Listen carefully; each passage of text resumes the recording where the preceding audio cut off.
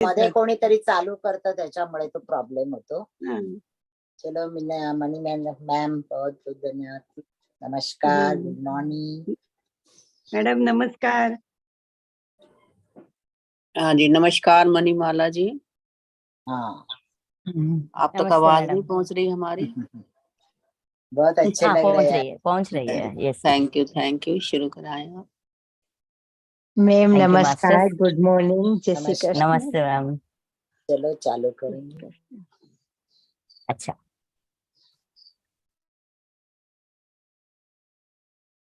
गीताचार्य श्री कृष्ण परमात्मा को कोटि कोटि आत्म प्रणाम. अर्जुन जी को कोटि कोटि आत्म प्रणाम. वेद व्यास भगवान जी को कोटि कोटि आत्म प्रणाम. श्री गणेश जी को कोटि कोटि आत्म प्रणाम. गीता माता को कोटि कोटि आत्म प्रणाम. गीता का उद्धार करने वाले सारे व्यक्तियों का, उनके आत्माओं का, सबको कोटि कोटि आत्म प्रणाम और पादाभिवंदन.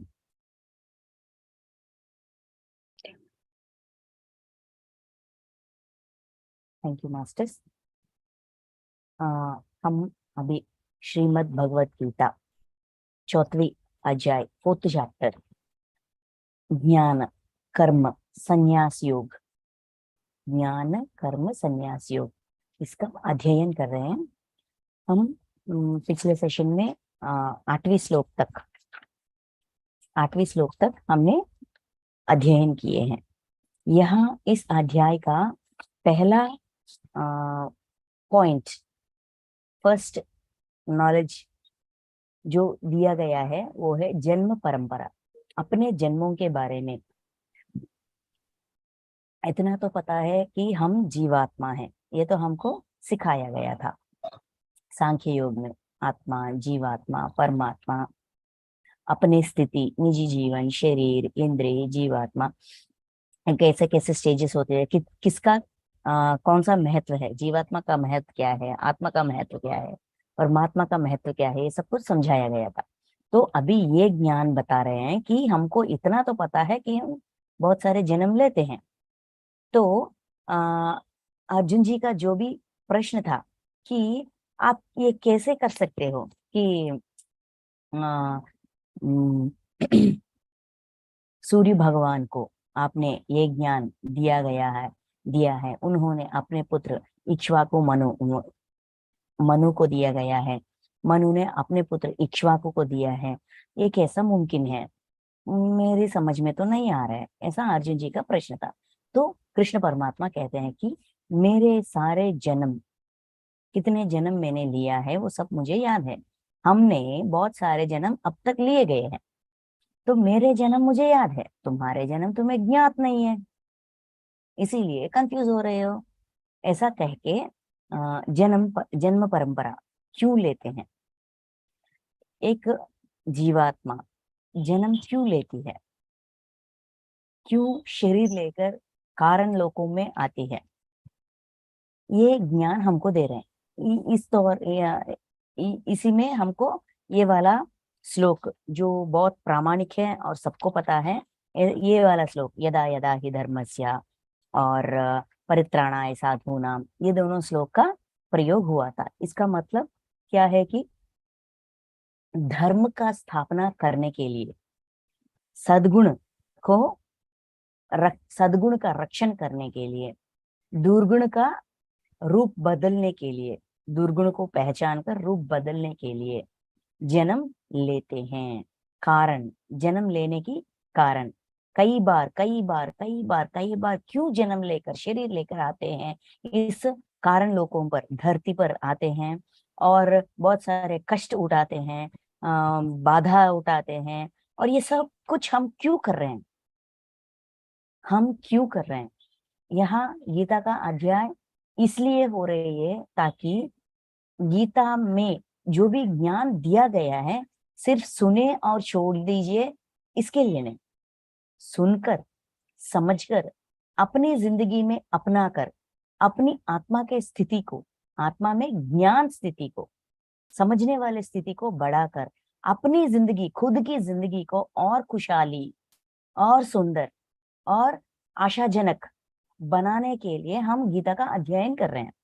तो अपनी पॉइंट ऑफ व्यू और परमात्मा के पॉइंट ऑफ व्यू, ये दोनों पॉइंट से हम इसको समझने की प्रयास कर रहे हैं। दोनों सही है, ये गलत है, यही प्रमाण है, ऐसा नहीं है।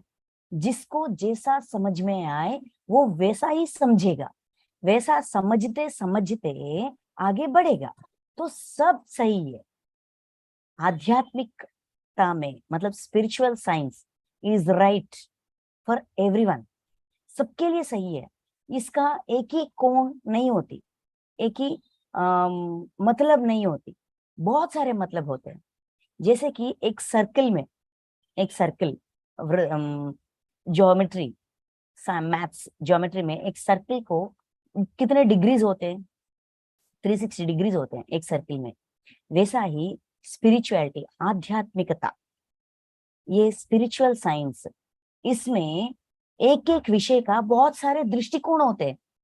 जिसको जैसे समझ में आए वो वैसा समझेगा, वैसा समझते समझते और गहराइयों में समझने की प्रयास करेगा, तो सब सही।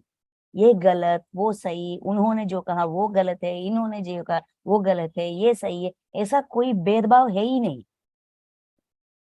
ठीक है, तो यहाँ ये कहा गया था, और यह परित्राणाय साधुनाम, इस श्लोक में ये कहा गया था कि साधु पुरुषों के रक्षण के लिए और पाप कर्म करने वालों की विनाश के लिए, धर्म अच्छी तरह से स्थापित करने के लिए युग युग में प्रकट होता होया हुआ करता हूँ। मतलब कितने युग भी लगे, अपने अंदर की परमात्मा की दृष्टिकोण ये है कि सबको सिखाने की, है ना।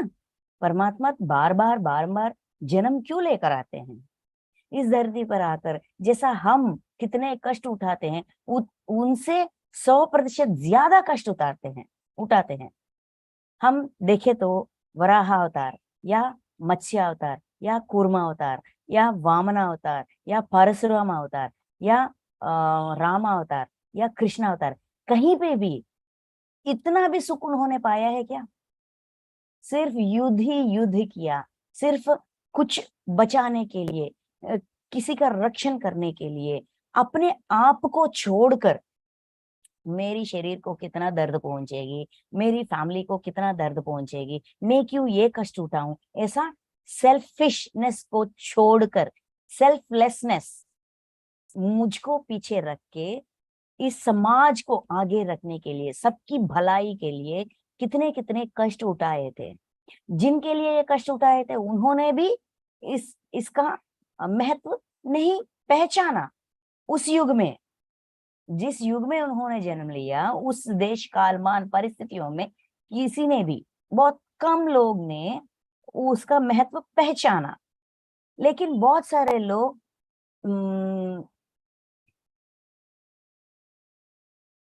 ये समझा भी नहीं, है कि नहीं। तो कोई, मैं जो भी कर रहा हूं इसका कोई मुझे प्रेज नहीं कर रहे हैं, कोई मुझे शाबाशी नहीं दे रहे हैं, ऐसा किसी ने सोचा है क्या? नहीं। ये परमात्मा का कोण है, दृष्टिकोण। अपनी जिंदगी में आए तो मैं क्यों जन्म ले रही हूँ? मैं भी तो जन्म ले रही हूँ, बारंबार जन्म लेके आ रही हूँ, जी रही हूँ, मर रही हूँ, और फिर जा रही हूँ, और फिर जन्म लेकर आ रही हूँ। जन्म लेने से पहले मैं कुछ सोचती हूँ, जैसे कि इस जन्म में ना, पिछले जन्म में मैंने कुछ करने के लिए ठान लिया था और जन्म लिया। जन्म लेने के बाद मैंने वो काम नहीं किया। बार बार मुझे मेरी जन्म कारण मेरे सामने आने के बाद भी मैंने अपनाया नहीं, समझा नहीं, जो करने के लिए आया वो किया नहीं। इस जन्म में ऐसा नहीं होगा, ऐसा हम ठान लेते हुए जन्म लेकर आते हैं, लेकिन आने के बाद भूल जाते हैं। भूलते कितने बार हम भूले, उतने बार हमको याद दिलाया जाता है, किसी भी रूप में विश्व हमको याद दिलाती है, ये तुम्हारी प्रणालिका नहीं है, ये तुम्हारी डिजाइन नहीं है, ये तुम्हारी जन्म कारण नहीं है, ये तुम्हारी जन्म कारण है। ये जो भी समस्या तुम समझ रहे हो, इस समस्या को लिपटते लिपटते समस्या से लिपटते लिपटते हमको ये धैर्य, परिष्कार, ये सब कुछ सीखेंगे। ये सीखने के लिए ही ये समस्या आई है। समझो इससे कैसे निपटे, अपनी दृष्टि को इस एंगल में लेके जाओ, तब ये जन्म का कारण पूरा हो जाएगा, ऐसा समझाते हैं। इसका एग्जाम्पल ना हमें बहुत अच्छी तरह जो हम हमेशा अपनी जिंदगी में एक बार तो किए होंगे, सत्यनारायण स्वामी का व्रत। उस व्रत में उस लीलावती के हस्बैंड, कलावती के फादर, उन्होंने क्या कहते हैं वो, मैं व्रत करूंगा, अगर हमें बेटी होगी तो करूंगा। अच्छा ठीक है। बेटी होने के बाद नामकरण के उत्सव में उनके माता, उनके पत्नी कहती है, हमने ठान लिया था ना व्रत करने के लिए, अभी कर लेते हैं, सारे बंधुजन सब कुछ आ गए ना, अभी कर लेते हैं। याद दिलाया। किसने याद दिलाया? अपने खुद का जो भी प्रण हम लेते हैं, उस प्रण का याद विश्व दिलाती है, क्योंकि हम भूल जाते हैं, अपने कामकाज में पढ़कर भूल जाते हैं। बार बार याद दिलाया जाता है, लेकिन वो नजरअंदाज कर लेता है। ऐसा हमारी कारण, जन्म कारण हमको याद दिलाया जाता है। हम भी जन्म क्यों लेते हैं? क्योंकि हमारी अंदर की, अपनी आत्मा में जो भी दुर्गुण है उसको पहचानते हुए, उसका प्रभाव को पहचानते हुए, ऐसा नहीं करना चाहिए, इस दुर्गुण का प्रभाव मुझसे ऐसा काम करवा रही है, मेरी गुण के प्रभाव से मैं काम कर रही हूँ, वो भी दर्द दे रही हूँ, इस दर्द का फल मैं फिर भुगत रही हूँ। ऐसा मैं करने से, मेरे गुण के वजह से दुर्गुण के वजह से दुष्कर्म, दुष्कर्म के वजह से दुष्कर्म का फल, इस फल भुगतते वक्त मुझे दर्द हो रही है, मुझे सह नहीं पा रही हूँ। तो मैं अपने गुण को थोड़ा, गुण के अंदर थोड़ा बदलाव लाऊं, तो मैं दुष्कर्म नहीं करूंगी ना, मैं सत्कर्म ही करूंगी। सत्कर्म करने से मुझे खुशी प्राप्त होगी, उसका फल जब भी मेरी जिंदगी में आएगी तब भी मुझे खुशी होगी। तो खुशियां चाहिए तो खुशियां ही देना पड़ेगा। ये खुशी देने वाले काम करने से मुझे क्या रोक रही है? मेरी दुर्गुण रोक रही है, मुझे प्रेरित कर रही है दुष्कर्म करने से। तो जो भी मेरे अंदर का दुर्गुण है उसको पहचानते हुए, देखिए, विनाशाय च दुष्कृताम, अपने दुष्कर्म, दुष्गुणों को विनाश करने का हक सिर्फ मुझे ही है, सिर्फ मैं ही कर सकती हूँ। क्योंकि बहुत सारे लोग या परमात्मा, मेरे गुरु, मेरे मास्टर, सब कुछ मेरे जिंदगी में आते हैं और मुझे बताते हैं। कहाँ तक वो कर सकते हैं? सिर्फ बता सकते हैं, लेकिन बदलाव और है कि नहीं, ये आत्म परिशीलन करना किसके हाथों में है? सिर्फ मेरे ही हाथों में है।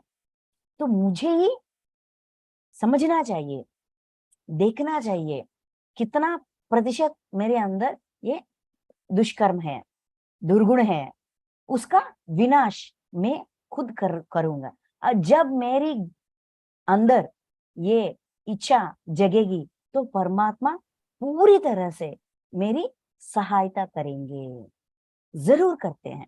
यूनिवर्स हमेशा हमारी सहायता के लिए खड़ी रहती है। इसीलिए साधुजन मतलब अच्छे गुण का परिरक्षण भी करना चाहिए। ये कैसा पता चलेगा? जब हम कर्म ध्यान या ज्ञान ध्यान करते हैं तो हमको सपनों में दिखाते हैं कि हमारी आत्मा में ये दान करने की गुण है, सहायता करने की गुण है, किसी के दर्द या दुविधा को समझने की समर्थता है। अगर कुछ छोटी मोटी युद्ध घर में या ऑफिस में चल रही है, तो उस युद्ध को शांत करने की समर्थता हमारी अंदर है, ऐसा दिखाते हैं। जब दिखाते हैं, वो क्या है? सद्गुण है।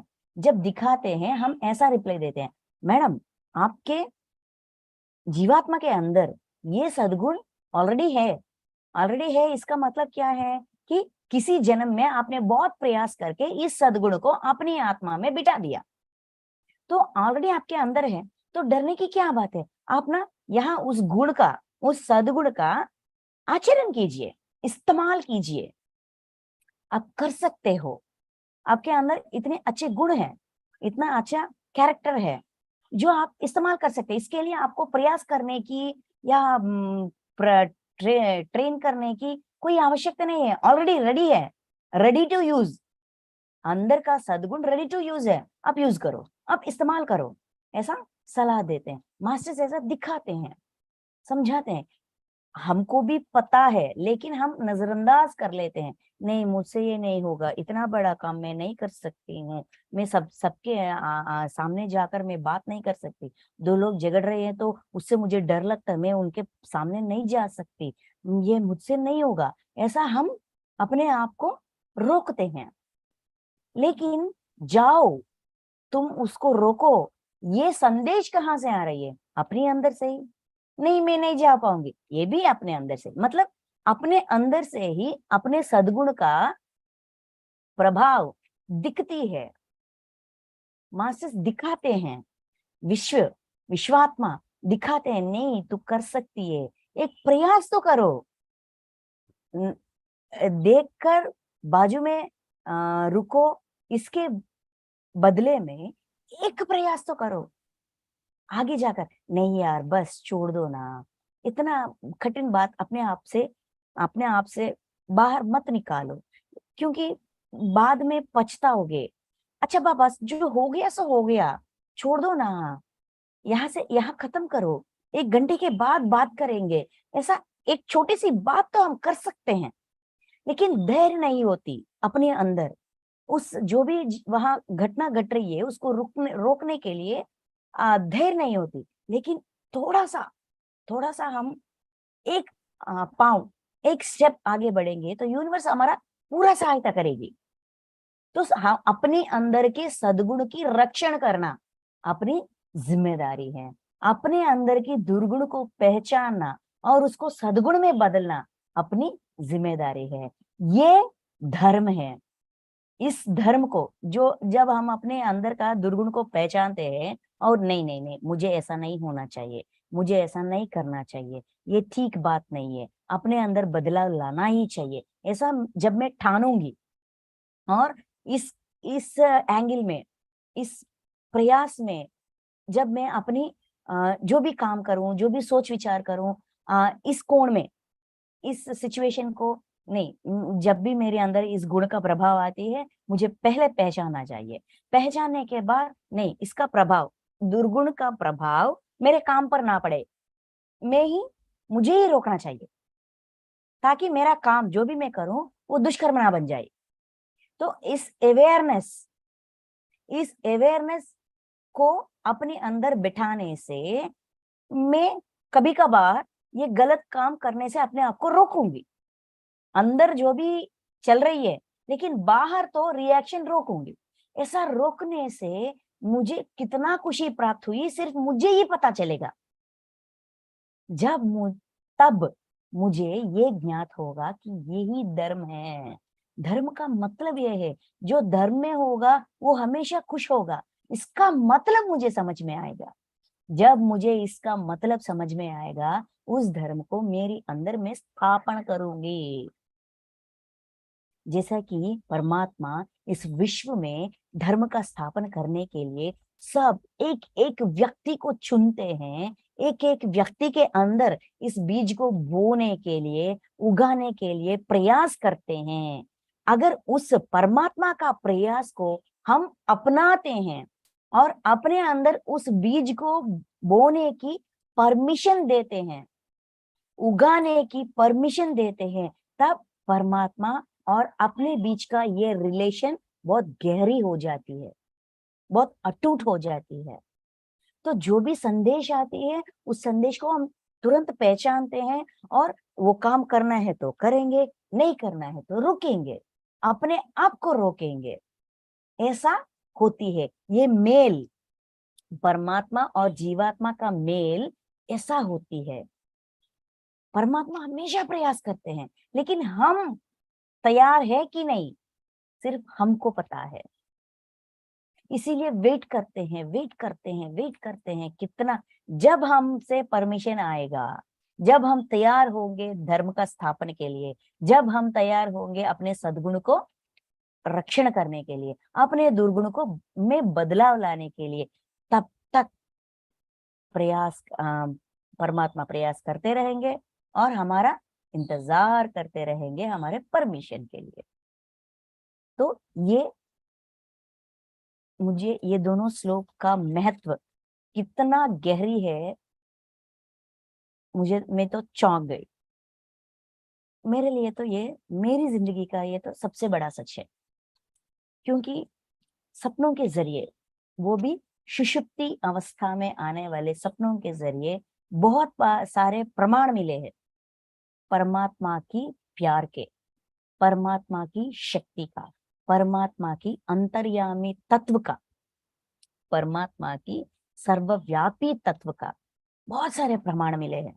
तो इसीलिए मेरी जिंदगी का ये सच है, ये ज्ञान बन गई, अनुभव ज्ञान बन गई।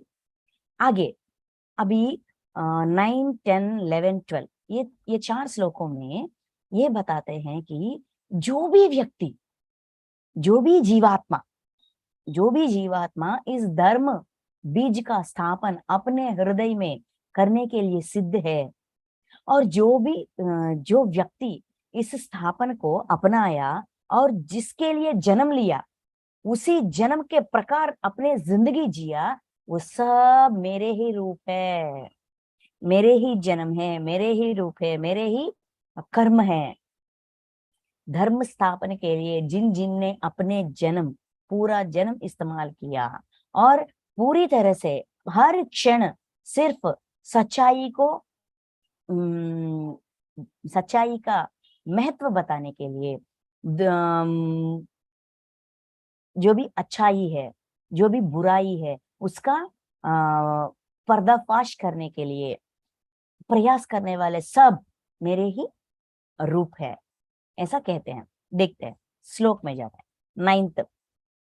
9वीं श्लोक। हे अर्जुन, मेरे जन्म और कर्म दिव्य अर्थात निर्मल और अलौकिक है। जन्म और कर्म इस प्रकार जो मनुष्य तत्व से जान लेता है, मनुष्य तत्व से जान लेता है, वह शरीर को त्याग कर फिर जन्म को प्राप्त नहीं होता, किंतु मुझे ही प्राप्त होता है। जिन्होंने, यहाँ देखिए, मेरे जन्म और कर्म दिव्य अर्थात निर्मल और अलौकिक है।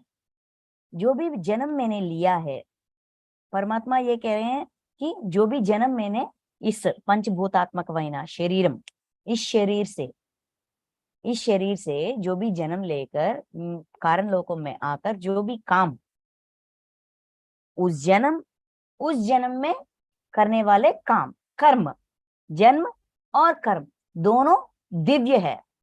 दिव्य मतलब दिव्यत्व लक्षण भरपूर है। जो भी किया, किसी को बाधा ना दूं, किसी को दर्द ना दूं, किसी को पीड़ा ना दूं, हो सके तो सबकी भलाई के लिए ही निर्णय लूं, अपनी भी भलाई होगी उसमें, जानते हुए सबकी भलाई और खुद की भलाई दोनों हो, मैंने ऐसा ही कर्म किया है। इसके वजह से मेरी जन्म भी दिव्य हुई, उस जन्म में जो भी कर्म मैंने किया वो भी दिव्य हुई। वो अर्थात निर्मल और अलौकिक। निर्मल है, जो भी कर्म किया है, जो भी जन्म लिया है, वो सब कुछ निर्मल है। निर्मल मतलब सरल,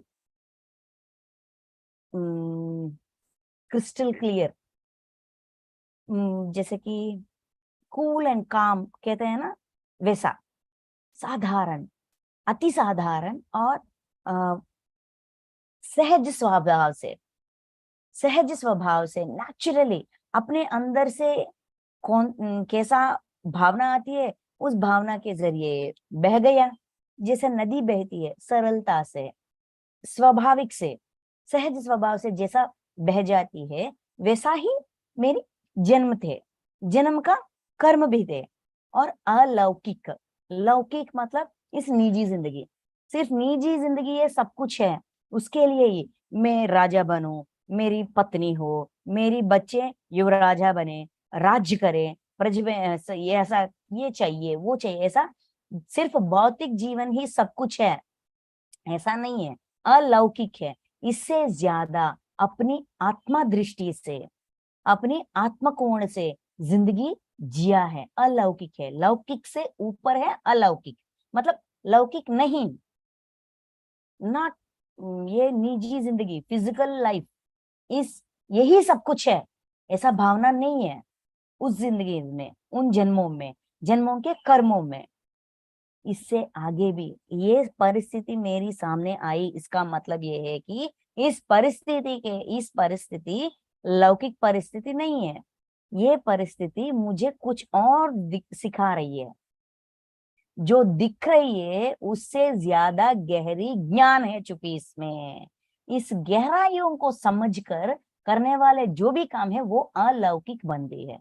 वरना जो बाहर दिखते हैं वही पकड़ते हैं, काम कर लेते हैं तो लौकिक ही बन जाते हैं। काम करते करते उसकी अंदर की गहराइयों को समझना, समझते हुए उस काम को करना अलौकिक बन जाती है। तो मेरे जन्म ऐसे हुए हैं, ठीक है। इसका मतलब क्या है, जो भी जन्म हम लेते हैं कारण, किसी कारण के लिए लेते हैं, हमें उस जन्म का एक एक क्षण को, उस कारण को पूरा करने के लिए प्रयास करना चाहिए। जब कारण हम पहचानते हैं तो हमारी कर्म, जो भी काम हम करते हैं इस अनुसार करते हैं, वैसा करते करते हमारा वो जन्म भी दिव्य बन जाती है। जो काम हम करते हैं निष्काम कर्म, वो भी दिव्य बन जाती है। इसका महत्वपूर्ण सीख हमको दे रहे हैं इस श्लोक के जरिए। जैसा मैंने किया है वैसा सारे मनुष्य जन्म लेकर, शरीर लेकर जन्मे हुए सारे मनुष्य ऐसा कर सकते हैं। ये मुमकिन है कि किसी क्षण भी, देखिए रामावतार में या कृष्ण अवतार में किसी क्षण भी उन्होंने ऐसा मंत्र पढ़ाया या सिद्ध का उपयोग किया और ये सब कुछ हो गया, ऐसा नहीं है ना। जैसा मनुष्य अपनी जिंदगी कितना सरलता से जीते हैं, उतनी सरलता से ही उन्होंने जन्म लिया है, उतनी सरलता से ही जन्म जिया है, वो पूरा जन्म जिया है। माँ बाप को छोड़कर किसी और के घर में रहकर 8, 9, 10 साल वही मेरे अच्छे सच्चे माँ बाप हैं ऐसा समझकर जीने के बाद एक दिन पता चलता है कि ये लोग पाल पोस दिया, पोषण करने वाले माँ बाप है, लेकिन पैदा करने वाले माँ बाप कोई और है। क्या हम, अगर हमारी जिंदगी में ऐसा स्थिति आती है, क्या हम बर्दाश्त कर पाते? ये छोटी छोटी कष्ट नहीं है, लेकिन सबको स्वीकारा है, उसी क्षण स्वीकार है। अच्छा तो ऐसा हुआ है, अच्छा ठीक है, तो अभी मेरा कर्तव्य क्या है, तो ये करना। इतनी सरलता से मनुष्य जी सकते हैं, ये पॉसिबल है, ऐसा उन्होंने जी कर दिखाया रामावतार में। ये सुविशाल कौशल साम्राज्य का राजा बनने वाला है। कल सुबह होगी तो पट्टाभिषेकम होगी, उसका राजा का मुकुट पहना जाएगा। बीच रात में बुलाते हैं, तुम्हें जंगलों में जाना पड़ेगा, 14 ईयर्स के लिए अरण्यवास करना पड़ेगा, भरत को राजा बनाएंगे, ऐसा इतने सारे कंडीशंस।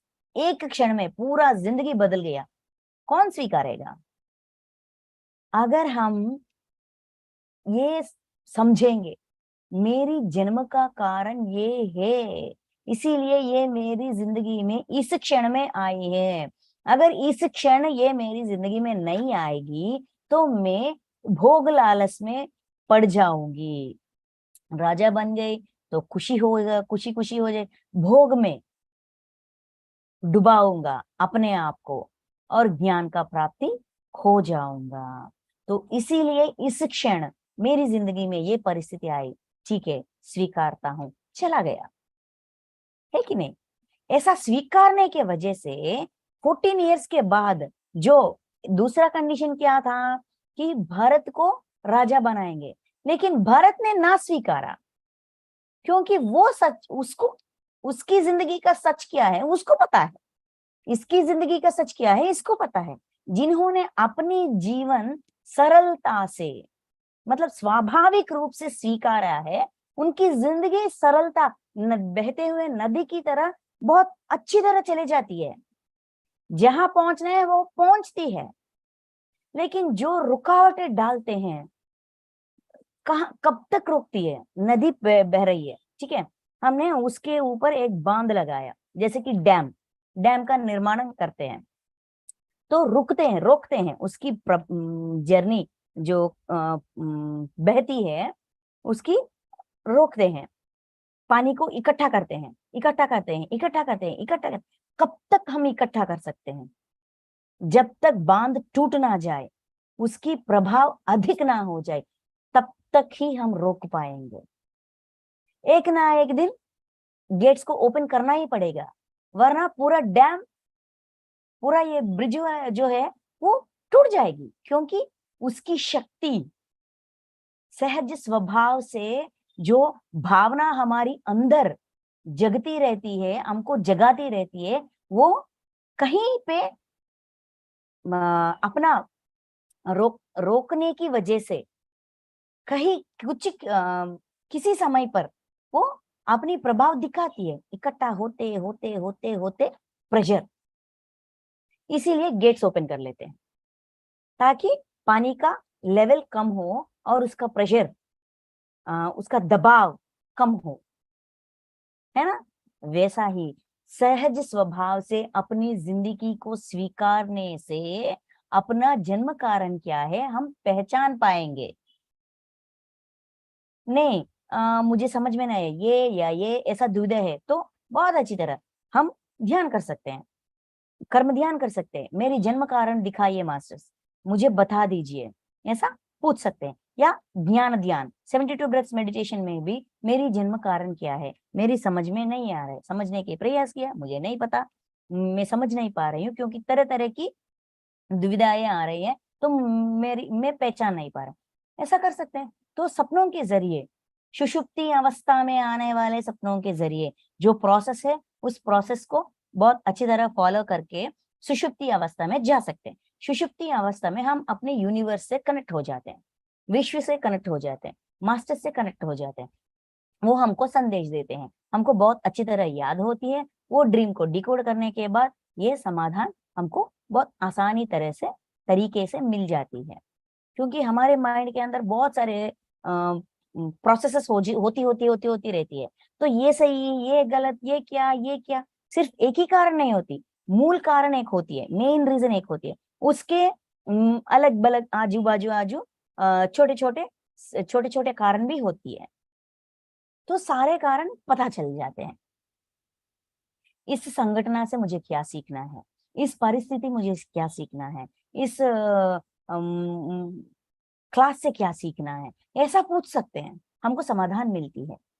तो सहज स्वभाव से जिन्होंने अपनी जिंदगी जिया, उनको अपने जन्म का कारण भी समझ में आता है, उसके प्रति ही कर्म करते रहते हैं। ऐसा करते हुए हमारा जन्म भी दिव्य हो जाएगा, जन्म में करने वाले कर्म भी दिव्य हो जाएगा। जो अगर इस जन्म का जो भी कारण है इस जन्म में हमने पूरा कर दिया, तो हमें जन्म लेने की जो भय या डर हमारे अंदर रहती है, क्या वो मिटती है कि नहीं? अच्छा बाबा, ये पूरा हो गया, ये होमवर्क पूरा हो गया, ये टास्क पूरा हो गया, नेक्स्ट टास्क दे दो, ऐसा हम जिज्ञासा से, इंटरेस्ट से करते हैं कि नहीं? एक काम हमको दिया जाता है, हम बहुत इच्छा से करते हैं, करने के बाद ये काम तो पूरा हो गया, और क्या काम करना है, और कुछ करना है, ऐसा पूछते हैं कि नहीं? स्वाभाविक रूप से सब लोग करते हैं। सिंपल छोटा सा एग्जाम्पल, हमें ना कल के लिए नाश्ता में क्या बनाना है, दोपहर के खाना में क्या बनाना है, रात के खाना में क्या बनाना है, तीनों के बारे में एक बार हम नहीं सोचते, पहले दोपहर की खाना के लिए सोचते हैं, सोचकर हाँ अच्छा ये वाला करूंगी, रोटी करूंगी या आलू के पराठा करूंगी या ये करूंगी, वो सारे सामान है, हाँ ठीक है, तो डन, सो जाते हैं। सुबह उठते उठते ही जो हमने सोचा है उसको इम्प्लीमेंट करेंगे, मतलब टास्क हमने खुद को दिया है कि नहीं, उस टास्क को हमने फुलफिल किया है, पूरा कर लिया। नाश्ता के लिए जो भी करना है वो हमने कर लिया, नाश्ता बना लिया, सबको दे दिया, हमने खा लिया, हो गया। ये हो गया तो मैं कोई और काम नहीं करूंगी, ऐसा होगा तुरंत ही हम सेटिस्फाई हो जाएंगे, हाँ मैंने जैसा सोचा वैसे समय पर बहुत आसानी से कर लिया। तो नेक्स्ट क्या करना है, आगे क्या करना है, घर की सफाई या कपड़े या तैयार होकर ऑफिस जाना है, करेंगे। नेक्स्ट टास्क के लिए हम सिद्ध रहेंगे कि नहीं, वो पूरा होने के बाद नेक्स्ट क्या करना है, अपने आप को हम टास्क दे रहे हैं, पूरा कर रहे हैं, पूरा करने के बाद रुक रहे हैं क्या, नहीं, नेक्स्ट क्या है। ऐसा करते करते हम पूरा दिन अच्छी तरह से अपना प्रणालिका प्लानिंग और प्लान का एग्जीक्यूशन, प्लान करना एग्जीक्यूट करना, प्लान करना एग्जीक्यूट करना। ऐसा ही जब हम अपने जिंदगी अपने जन्म को बहुत सरलता से स्वाभाविक रूप में स्वीकारेंगे तो जन्म लेना और मरना, पैदा होना मरना, ये डर से अपने आप को बाहर निकालेंगे बहुत इजीली। अच्छा जन्म दे रहे हो, ठीक है, ready, I will go, I will learn, मैं सीखूंगा, मैं सीखूंगी और आ जाऊंगी, जब आना है तब आऊंगी, जब जाना है तब जाऊंगी, मेरी इच्छा। जब मेरी इच्छा की इच्छा पर मेरी डिसीजन को मैं पूरी तरह से स्वीकारूंगी तो उस डिसीजन कितने बार करूं, क्या मुझे कोई डर होगा या भय होगा, ए यार क्यों करूं, नहीं, ऐसा डलनेस होगा क्या, बहुत उत्साह से करेंगे। ऐसा करते करते जो भी सीखने के लिए अपनी परमात्मा से बाहर आकर आत्मा के रूप, आत्मा के जरिए जीवात्मा बनकर शरीर लेकर जो भी, क्यों मैंने आया, मैं आई हूं क्योंकि मुझे परमात्मा जितना, परमात्मा स्थिति, परमात्मा तत्व को पहचानना है, सीखना है, उस स्थिति तक मुझे जाना है। ये मूल कारण को भी हम पूरा करेंगे बहुत आसानी से, ये मूल कारण को भी हम पूरा करेंगे। ऐसा मूल कारण को पूरा करने के बाद जन्म लेने की आवश्यकता ही नहीं होगी, है कि नहीं। तो यही कह रहे हैं दूसरा सेंटेंस में, इस प्रकार जो मनुष्य तत्व से तत्व से जान लेता है इस जन्म चक्र का तत्व, जन्म लेना मरना फिर जन्म लेना मरना, इस तत्व को पहचानते हैं, जैसे कि अपनी जन्म और कर्म को दिव्य करना, यही इसका तत्व है। इस तत्व को पहचानते हैं, वह शरीर को त्याग कर फिर जन्म को प्राप्त नहीं होगा। एक बार शरीर छोड़ने के बाद जन्म लेने की आवश्यकता नहीं होगी, जब उनका टास्क पूरा हो जाएगा जन्म लेने की भय से विमुक्त हो जाएगा, मुक्ति मिलेगी जी। जो भी सीख अधूरी रह गई वो लेने के लिए मैं सिद्ध हूँ, फिर वहां जाऊं, नहीं नहीं मैं सिद्ध हूँ, ये बाकी रह गई ना, ठीक है, एक और जन्म लेती हूँ, कितना जल्दी हो सके मुझे जन्म दे दीजिए, और ना मुझे इस बार ना दिव्य पुरुष जो भी आध्यात्मिक व्यक्ति होते हैं उनके फैमिली में जन्म दीजिए, ताकि पहले से ही जन्म से ही मैं अपनी प्रयाण, अपनी जर्नी पर दृष्टि रख सकूं। ऐसा पूछते हैं, अच्छा ठीक है वैसा ही जन्म लो, जहां चाहो वहां जन्म लो, ऐसा मास्टर्स हमको गाइड करते हैं। तो जन्म लेने की जो भी भय है उनसे हम पहले मुक्ति पाते हैं, उसके बाद बहुत उत्साह से क्या कहते हैं, एंथुजियाज्म से जन्म लेते लेते हम अपना जन्म का कारण भी पूरा कर लेते हैं। ऐसा करते करते जो भी सीखना है, परमात्मा स्थिति हमारा गोल है ना, जो गोल हम हम वहां तक चले जाएंगे तो फिर जन्म लेने की आवश्यकता भी नहीं होगी, किंतु मुझे ही प्राप्त होता है, मुझे ही प्राप्त होता है, मतलब परमात्मा प्राप्ति मिल जाती है, परमात्मा स्थिति तक अपने आप को हम ऊपर लेकर जाते हैं, अपने स्थिति को बढ़ाते हैं। जीवात्मा स्थिति, आत्मा स्थिति, परमात्मा स्थिति, है ना। परमात्मा स्थिति की मतलब पूरा ज्ञान का स्वरूप, सबको स्वीकारना, सबको अपनाना। ये परमात्मा स्थिति का बहुत सारे डेफिनेशंस है। परमात्मा की मतलब क्या है, बहुत सारे डेफिनेशंस है, ये आगे आगे चैप्टर्स में आती है। तो ठीक है, तो ऐसा हम उस स्थिति तक जा सकते हैं। जन्म क्यों लेते हैं? जो जन्म हमने लिया है उसको दिव्य, निर्मल, अलौकिक कैसा बना सकते हैं, बनाकर जन्म परंपरा से कैसे बाहर आ सकते हैं, ये सब कुछ इसका ज्ञान, ये ज्ञान है ज्ञान कर्म संन्यास योग। मतलब कर्म करते करते, कर्म को ज्ञान के रूप में अपने अंदर समाते समाते, उसका स्थापन करते करते, हम उसका फल को जो भी प्राप्त हो, अच्छा ठीक है ये काम का ये फल है, थैंक यू एक्सेप्ट करो और बाजू में रख दो, ऐसा न्यास कर सकते हैं।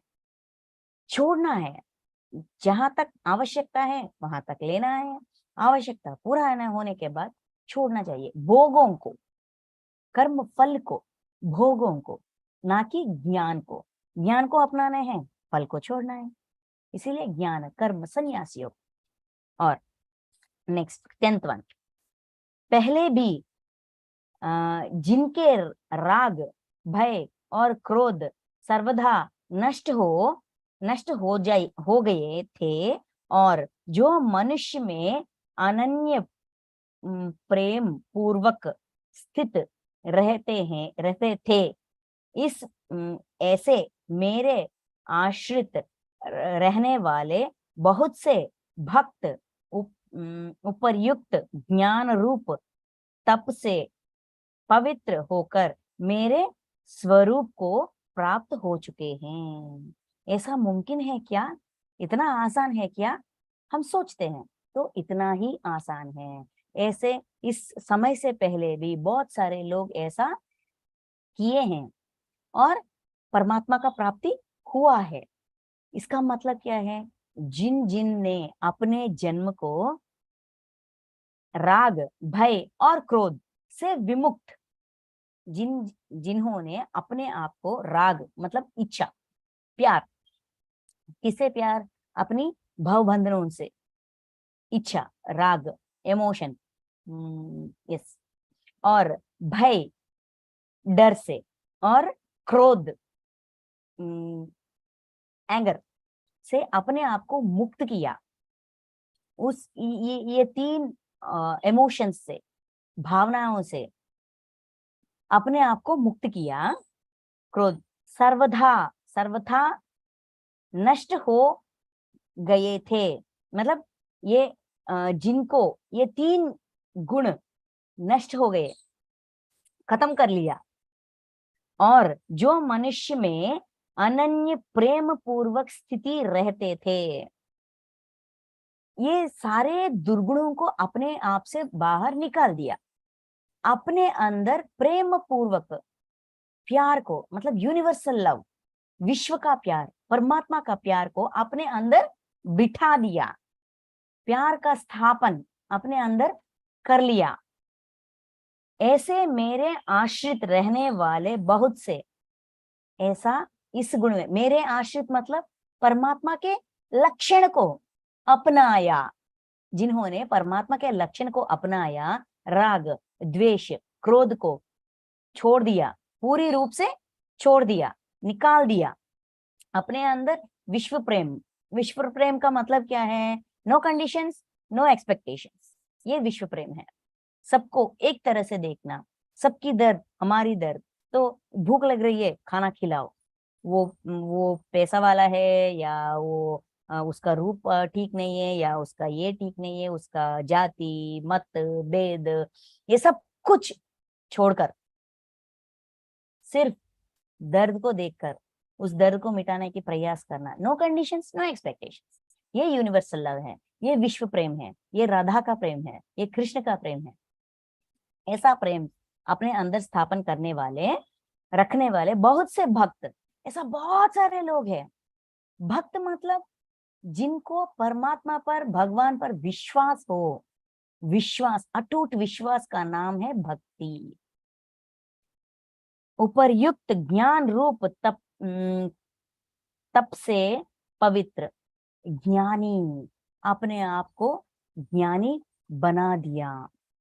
ऐसा करते करते करते करते, जैसा कि राग भय क्रोध को बाहर निकाल के अपने अंदर विश्व प्रेम का स्थापन करते हुए, इस प्रेम के जरिए काम करते करते उन्होंने इस, यही ज्ञान है, अनुभव ज्ञान के रूप, अनुभव ज्ञान के तौर पर अपने अंदर समा लिया उसे, और वो खुद पवित्र हो गया, होकर मेरे स्वरूप को प्राप्त हो चुके हैं। वो पूरी तरह से मेरे स्वरूप बन गए हैं।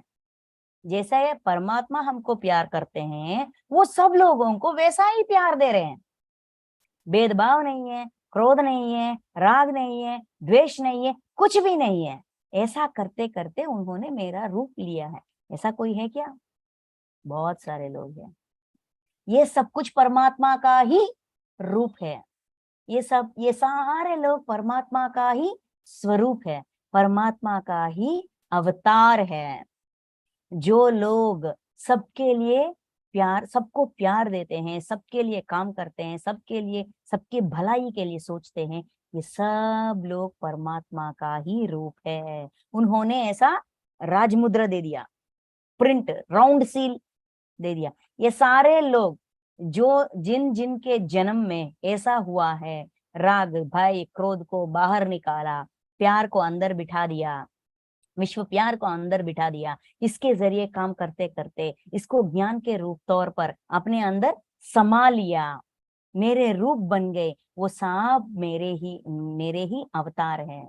जैसे कि एक विवेकानंद स्वामी, रामकृष्ण परमहंसा, महात्मा गांधी और रेसिज्म, अब्राहम लिंकन, ये सारे लोग राग भय क्रोध मिटा दिया। ये सब मेरे ही अवतार है, मेरे ही रूप है। अलग अलग शरीर, अलग अलग भाषा, लेकिन उसकी अंदर की जीवात्मा परमात्मा के स्थिति तक पहुंच गई। वो लोग और कौन, और कोई नहीं है, मैं ही हूँ। ये सब मेरे ही अवतार है। मतलब जैसा मैंने अपने जिंदगी को, अपने स्थिति को परमात्मा की स्थिति में तक लेकर चले गए, वे लोग भी वैसा किए हैं। वो सब परमात्मा के ही अवतार है। ऐसा हमको यहाँ प्रमाण दे रहे हैं। जिन्होंने अपनी जिंदगी को ऐसा जिया है, ऐसा किया है, वो सब मुझे ही पाए हैं, मेरे ही रूप में प्राप्त हो चुके हैं, होकर मेरे स्वरूप को प्राप्त हो चुके हैं। वो परमात्मा स्थिति को प्राप्त किया है, उस स्थिति तक पहुंच गए हैं। तो यहाँ हम सोचते हैं कि कब अवतार लेकर आएंगे, कब अवतार लेकर आएंगे, लेकिन जो व्यक्ति राग भय क्रोध को छोड़कर विश्व प्रेम को अपने अंदर समाकर बिठाकर उसके अनुसार जो कर्म करते हैं, जो जिंदगी जीते हैं, जीते जीते उसको अनुभव ज्ञान की तरह अपनी आत्मा में समा लेते हैं, बिठाते हैं, वो सब परमात्मा की ही अवतार है, परमात्मा स्थिति तक पहुंच गए हैं। ठीक है, तो सबको अलग अलग नजरिया से देखना हमको बहुत क्या कहते हैं, सर्वसाधारण हो गया।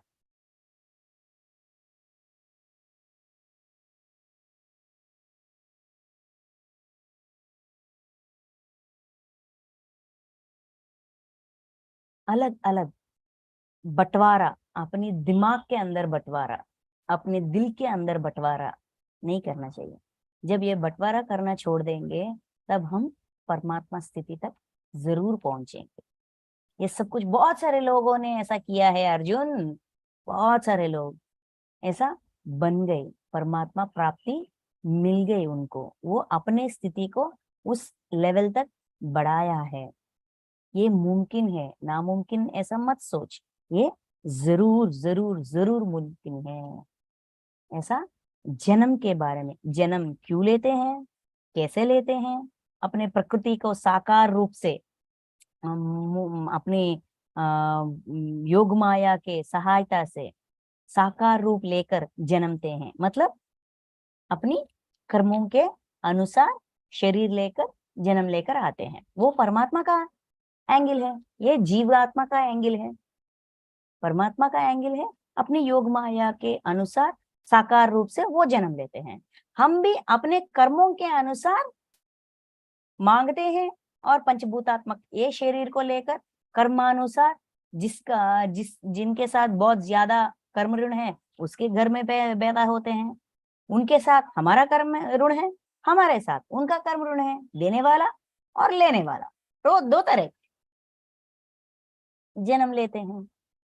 जन्म क्यों लेते हैं, कैसे लेते हैं, उस जन्म को कैसा, जन्म का कारण कैसा पहचानना और जन्म का कारण पूरी तरह से पूरा करना, ये भी मुमकिन है। सरलता से, सहज स्वभाव से, अपनाने से समझ में आ जाएगा, बहुत आसानी से कर पाएंगे। ये कह रहे हैं ये 4 श्लोकों में 10वीं श्लोक तक। यहाँ से एक और बात कहते हैं 11 श्लोक से कुछ और ज्ञान, मतलब क्या कहते हैं, वर्ण विभेदना क्यों हुई, ऐसा सिखाते हैं हमको। तो हम आज यहाँ रुकते हैं। Thank you masters, thank you so much. इस अवसर देने वाले रेखा मैम और ये चैनल जो देख रहे हैं, जो सुन रहे हैं, यूट्यूब में सुन रहे हैं, सबको कोटि कोटि आत्म प्रणाम और धन्यवाद।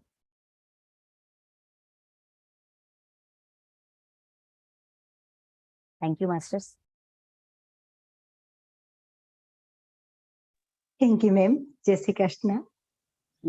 Thank you Manimala ji, thank you. बहुत ही बढ़िया उच्चारण किया आपने, बहुत ही प्यारा, एक एक वर्ड को कैसे समझाया है, मन को छू गया बहुत। Thank you ma'am. Thank you, thank you. Thank you ma'am, बहुत बहुत धन्यवाद, बहुत अच्छा बताया। Thank you ma'am. और किसी का कोई प्रश्न है तो हम मीटिंग एंड करें क्या?